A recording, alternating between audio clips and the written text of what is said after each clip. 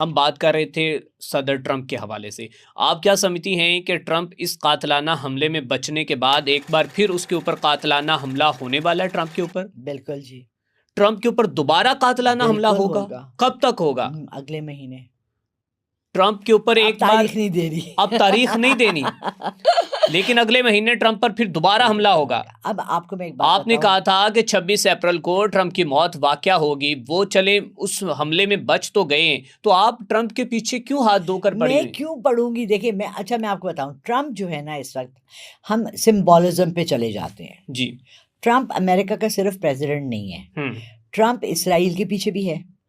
हम इसको ईमान या मजहब में इस्लाम वर्सेस किसकी जंग होती है एंड में? इस्लाम और कुफर। कुफर। He is standing for Kufar, he is not standing for और अमेरिका। उनके जो वजीर अमेरिका हैं वो को- बाकायदा तौर पर वो तो वाज़ह कह रहे हैं, अपनी उन्होंने टैटूज बनाए हुए हैं, बॉडीज के ऊपर लिखा हुआ है। कि मैं काफिर हूँ। हाँ, और उन्होंने लिखा, उन्होंने कहा ये जंग जो है वो इस्लाम और कुफर की है। तो ये तो मैं आपसे कह रही हूँ, ये जंग जब स्टार्ट हुई थी, जब 2026 शुरू होने वाला था, मैंने कहा था ये जंगों का साल होगा। ठीक है, I had no idea Venezuela वाला हो जाएगा, फिर ये ईरान पे बैठे बैठाए। आई डोंट नो, इनकी प्लानिंग बड़े सालों से चलती है। ये नहीं होता कि एकदम से ये सुबह उठे और इसने कहा कि मार गोली, उन्हें मार दे। वो पंजाबी वो सुल्तान राही की फिल्म नहीं चल रही। This was very very pre planned सारा कुछ। ठीक है ना, ये होना था, ये करना था। इन्होंने बहाना ढूंढा था।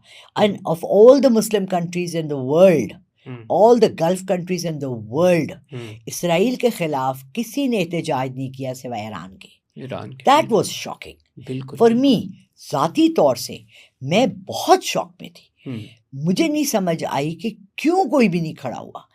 Oil rich countries, Kuwait, Qatar, Oman, Saudi Arabia, कोई नहीं खड़ा हुआ। बिल्कुल, वो तो बिल्कुल खामोश तमाशाई बने हुए खरगोश की तरह। वो तो नहीं, हमें ये पता था कि हम इन सब के बेड़े वहाँ खड़े हुए हैं। आपको ये बात पता थी? नहीं, बिल्कुल भी नहीं, मुझे भी नहीं पता थी। इन सब ने पीछे से डील्स की हुई थी। बिल्कुल ठीक है। अच्छा मैडम, ये बताएं कि आप कहती हैं कि ट्रंप की ज़िंदगी अभी भी ख़तरे में है। ट्रंप के ऊपर अगला हमला कौन करेगा? उसके अपने सिक्योरिटी गार्ड में से कोई होगा? उसका मज़हब क्या होगा? और उस हमले में क्या ट्रंप बच जाएगा या मुश्किल है? एकदम से याद आ गया, लाला रुख साहिबा जो इस वक्त अपनी नज़र जो है वो दौड़ा रही हैं और सोच रही हैं। सलमान तासीर वाला मामला होगा ट्रंप के साथ। ये आपने देख लिया? देख लिया। कैसे देखा है? बंद आँख से।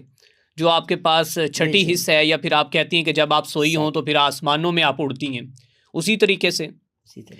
लो जी, लाला रुख साहिबा ने एक और प्रेडिक्शन दे दी है और कहा है कि ट्रंप अगले महीने में एक बार फिर उसके ऊपर बहुत बड़ा कातलाना हमला होगा और सलमान तसीर की तरह जो है वो ट्रंप को उसका अपना ही सिक्योरिटी गार्ड जो है वो शूट करेगा। जबकि इससे पहले भी इन्होंने ये प्रेडिक्शन दी थी कि 26 अप्रैल को ट्रंप जो है वो दुनिया फ़ानी से चला जाएगा, वो मर जाएगा। और इसके साथ साथ इन्होंने ये बात कही थी कि नेतन्याहू जो है वो जहन्नुम वासिल हो चुका है। उसके हवाले से भी पूछते हैं, लेकिन मैं थोड़ा सा ये भी जान लूँ कि अगर ट्रंप की मौत वाक़या हो जाती है तो उसके बाद अमेरिका की गवर्नमेंट किसके हाथ में जाएगी? क्या जेडी वेंस अगले उम्मीदवार हैं उनके बाद? जो भी आएगा ना वो बिल्कुल माइल्ड और ठंडा पड़ जाएगा। ठीक है, क्योंकि ये एक थर्ड वर्ल्ड वॉर स्टार्ट करने वाली कहानी है। ठीक है। ट्रंप एक शुदा, हमारे इलाके में ना, हमको हार्ट से हैं। हमारी ज़ुबान में, सराय की ज़ुबान में एक लफ्ज़ होता है शुदा। शुदा होता है जो थोड़ा सा बेचारा अमीर हो जाता है ना, उसको नए कपड़े मिल जाते हैं तो वो सारी गलियों में नाचता फिरता है। मैं नए कपड़े पाए हैं, देख वे कपड़े। घटिया जहनियत का मालिक। घटिया जहनियत के। जबकि मुझे आज मेरा दामाद बता रहा था कि ट्रंप का फैमिली बैकग्राउंड बड़ा रिच है, मगर ही एक्ट्स लाइक नौ दौलतिया। देखो नवी गड्डी मिली है ना, ओ मैं स्पीडा मारा। He is actually basically narcissist, egoist. उसके अंदर एक कोई बड़ा नॉनसेंस नहीं, एक्चुअली ही हैज नो, जिसको कहते हैं ना, उसको अपने सेल्फ कॉन्फिडेंस नहीं है उसके अंदर। बिल्कुल बिल्कुल ठीक है।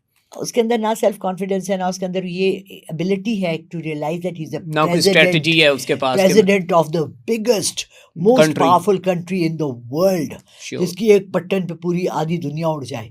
उसको ये लग रहा है वो कोई खिलौने खेल रहा है,